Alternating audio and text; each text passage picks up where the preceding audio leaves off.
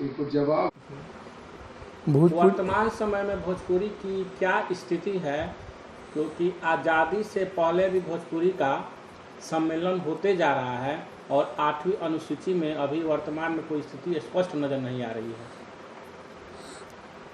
है। भोजपुरी भाषा के संघर्ष बहुत दिन से चल रहा बा। दिल्ली में जंतर मंतर पर धरना अभी तक 8 बार हो चुकल बा। संघर्ष में लोग लागल बा, लेकिन एमे जितना भी संगठन बा वो अपन डफली अपन राख कर रहल बा। ये भी एगो कारण बा। सब जितना भी सम्मेलन संगठन बा एकर भोजपुरी के एक होके यदि लड़ाई लड़ी तो और प्रभावशाली हुई। दूसर चीज़ की जब वोट के समय आवेला तो सरकार में जे बा उ कही कि अब की बार हमार सरकार बन जाई तो हम भोजपुरी के 8वीं अनुसूची में सम्मिलित कर दें, लेकिन ओकरा बाद लोग फिर भूल जाता। एकरा पहले भी पटना के मंत्री जी का खरास का नाम रहे उनका शत्रुघ्न सिन्हा के साथ है रविशंकर बाबू, रविशंकर जी रहलन, रूढ़ी जी रहलन और सब कोई रहे लोग। और सबको एक स्वर से कहलस कि अब की मध्य सरकार बन जाई मोदी जी के तो एक के 8वीं अनुसूची में शामिल कर ले जाई, लेकिन ओकरा बाद लोग भूल गए।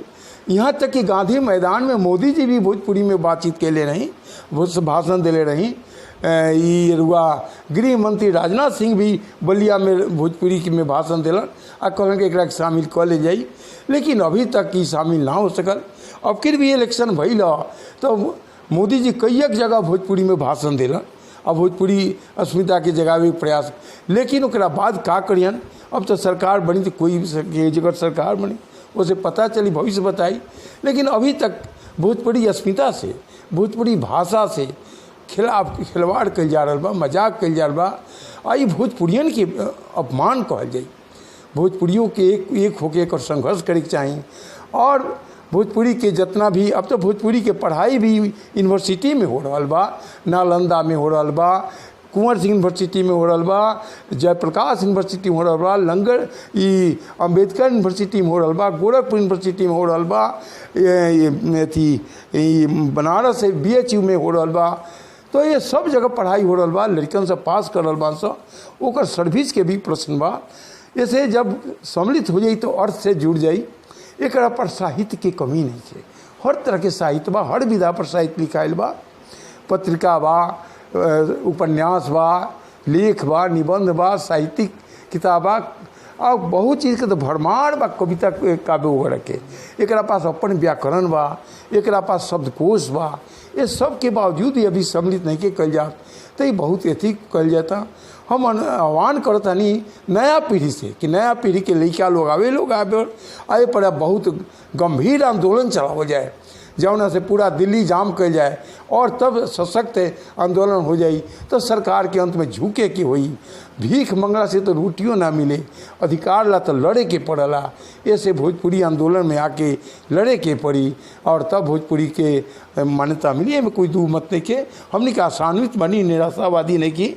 हम चाहते नहीं कि ये में सरकार के कान में जब आवाज़ जम के जाई, जब सरकार जान ली कि हमार वोट बैंक डिस्टर्ब हो जाई तब ओकरा हार के माने के पड़ी। ऐसे हम सभी भोजपुरियन भाई लोग के हम करीब 44 को जिला भी हिंदुस्तान के बाद जहाँ पर हर राज्य के मिला के जहाँ भोजपुरी बोलल जाला, बड़े बड़े शहरन में जैसे दिल्ली में, बनारस में या हर जगह जहाँ के लोग भोजपुरियन गए बा। 22 को देश बा जहाँ पर छोट मोट देश बा जहाँ भोजपुरी बोलल जाला और वहाँ राजभाषा के रूप में स्वीकृत कर ले बा। तो ये सबसे ये प्रेरणा लेके सरकार के भी चाहे कि जल्द से जल्द एकरा के मान्यता दे दो और 8वीं अनुसूची में दर्ज कर दो, जाकि भोजपुरी की एगो अस्मिता हो जाए और से जुड़ जाए।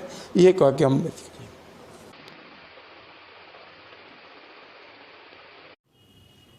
सर, चुनाव के समय भोजपुरी भाषा को लोग भूल जाते हैं। चुनाव के पहले भोजपुरी भाषा की मांग होती है कि 8वीं अनुसूची में शामिल किया जाए। आखिर क्यों ऐसा होता है? चूँकि आप भोजपुरी से जुड़े हुए हैं। देखिए, हम भोजपुरी की बात अगर है तो भोजपुरी में बातचीत करना भी चाहेंगे आपसे। भोजपुरी के लेके जितना ही लोग गाय बूझ के दूहले बा, भगवान मत करस के और कोनो भाषा के साथ ही दुर्गति होखो। प्रधानमंत्री जी भी आइला कोनो हमने के पूर्वांचल क्षेत्र में तो प्रणाम करतनी, सब कोई भाई के हमरा तरफ से प्रणाम बा, तरह तरह के बदकही होला। लेकिन भले ताली बाज जाओ लेकिन भीतरे कुहुक के आदमी रह जा रहा बा। रह गई बात कि अब की बार इलेक्शन में हमने के देखनी है से कि भोजपुरी के तथाकथित कई गो कलाकार लोग के लोग टिकट भी दिलस है खाली ये खातिर कि भोजपुरी के आधार पर हमने के कुछ वोट मिलो। आ एकर फायदा भी अब निरहुआ ऐसा आदमी अखिलेश यादव जी के साथ लड़ गई बा आ उ जीते के पोजीशन में बने, ये सब सोचे वाला बात बा। भोजपुरी के 8वां अनुसूची में शामिल कईल बहुत ज़रूरी बा, चूँकि ऐसे होई का कि आम आदमी भी केंद्र सरकार या सरकार के योजना के साथे जुड़ सकी। आ ए साथे साथे भाषा के अगर वह उत्थान करतनी तो संस्कृति के उत्थान हो रहा बा। आ संस्कृति के उत्थान हो रहा बा तो एगो राष्ट्र के बेहतरीन निर्माण खातिर एमे संभावना लौकता। ऐसे हमार ये अपन सुझाव बा कि अब तक जौन भी भोजपुरी के साथे राजनीति भइल वो राजनीति से लोग उबरो लोग आ हमनी के भोजपुरी के मान्यता देवे लोग, जबकि यही मिथिला को अनुसूची में शामिल कर लिया गया। देखिए मैथिली से हमरा कोनो चीड़ नहीं है, ईर्ष्या नहीं है। मैथिली भी क्षेत्रीय भाषा हो, ओकर आपन इतिहास बा, भोजपुरी के आपन इतिहास बा।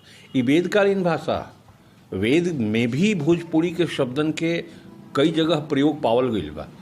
आ ईमानदारी से अगर कहल जाओ तो नियम जानी कि पहले लोक रहे तब नु शिष्ट भइल, पहले क्षेत्रीय भाषा भइल हुई तब वहीं ओकरा में शिष्टता घुसा के ओकरा के रुआ हिंदी बना ली, ओकरा के चाहे जौन भी भाषा में परिवर्तित करी। लेकिन ये लोक भाषा आ लोक भाषा के जब रुआ महत्व देम तो राजनीति भी बहुत ऊंचाई पर जाए।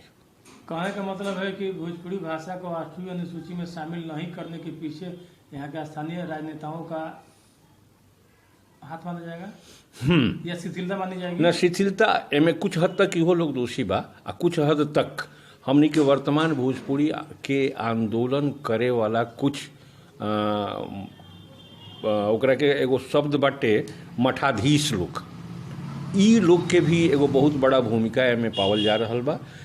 भोजपुरी में का नहीं खे, साहित्य बा, नाटक बा, गीत बा, गौनई बा, ओकर अपन संस्कार बा, हर चीज़ जब बा, यहाँ तक कि कुछ एक यूनिवर्सिटी में भोजपुरी पढ़ावल जाता, व्याकरण ओकर बा, ओकर अपन डिक्शनरी बा, तो फिर का दिक्कत बा? भोजपुरी के तो मान्यता होखे के चाहिए।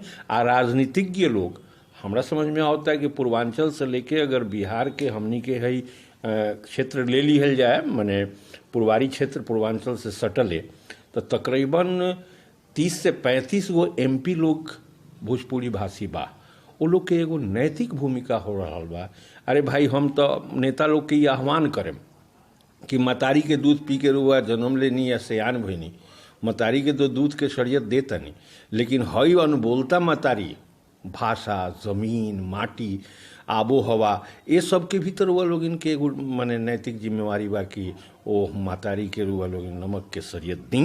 तो रुआ लोग इनके अब की बार ये संसद में गईला के बाद शुभकामना बा कि रुआ लोग इन जीती, लेकिन संसद में गईला के बाद भोजपुरी खातिर अब ईमानदारी से पहल होखे एकरा के मान्यता दिवावल जाओ।